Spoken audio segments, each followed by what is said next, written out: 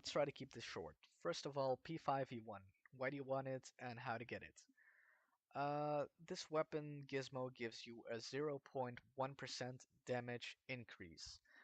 If there is any other way that you can increase your damage, for instance using potions, getting better prayers, getting better armor, tier 92 armor, anything, go for that first. This is the very last thing that you want to get. This is pretty much the elite item that's gonna finish your gear.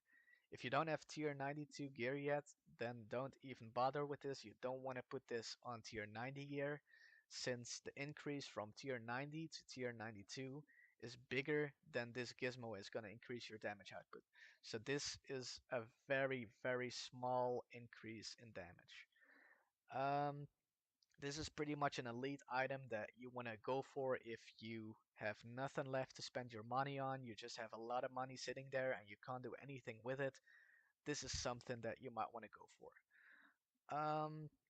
Something that I do have to mention is that on some abilities, this gizmo does shine. For instance, a Deadshot, it gives a 0.5, 0.6% damage increase, so it is a bit more significant. It's still very small, so this isn't something that you need. It's something that you want, probably. It's like a trophy.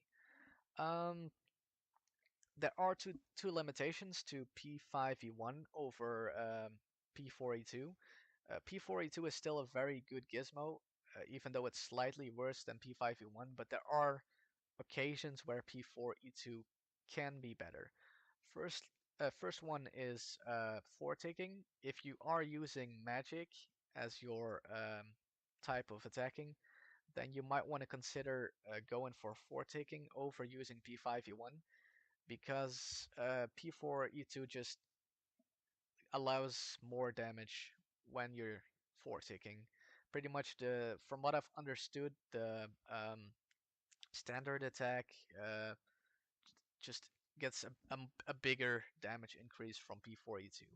So if you are using magic and you know how to tick or you ever plan on ticking, then do not use P5E1 on your magic gear. Just use P4E2. Second one is Shadow Tendrils.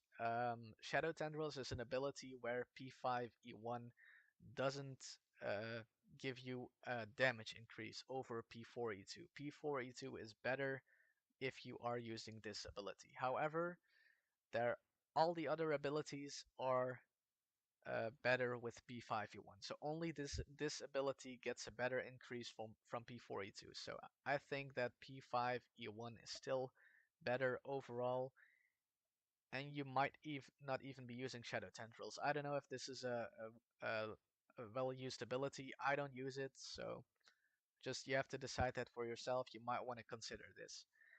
Um, well, let me just show you the gizmo first. This is what it looks like. Pretty much, you can pretty much guess.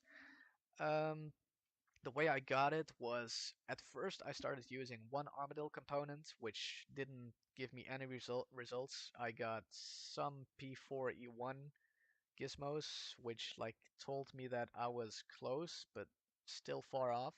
Also got some P4E2 gizmos, so uh, that's something I guess. I might use these on my tier 90 gear, but I accidentally disassembled one of them, so that's a waste. But this just didn't feel like the way to go. If you read on the internet, they'll tell you to use one Armadillo and four precise, but I tried it 1,000 times and I didn't get anything, so I'm never doing it this way ever again. I'll be using two Armadillo components and three precise. For the next reason, I only had to do 233 tries to get P5E1. It might be worse for you, but using this video might help you to get it in less tries. I spent about 1.3 billion GP, so that's an indication of how much it might cost you.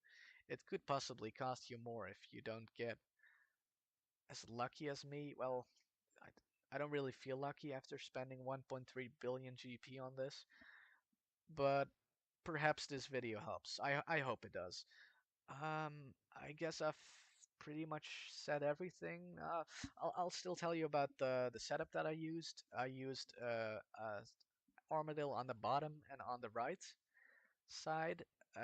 When I was using one Armadillo, I put it pretty much everywhere. I tried to spread it out evenly so that I tested everything. And pretty much the result that I liked the most was if I put the Armadillo on the bottom, and if I was using two pieces, one on the bottom and one on the right, one on the bottom and one in the middle also netted results. I got a lot of P4E1s from that, but the way I got the P5E1 was putting one on the bottom and one on the right. So if you want a guarantee that you can get P5E1, use two Armadillo components, put one in the bottom and one on the right. That's the way I would recommend doing it. I don't have a very big sample size. I did use like 1500 Armadillo components, but I only got P5E1 once. Um, Let me know if you tried this, if it helped, if you're gonna go for it, if this video was helpful, and just give me some feedback if you watch this video. And anyways, thank you for watching.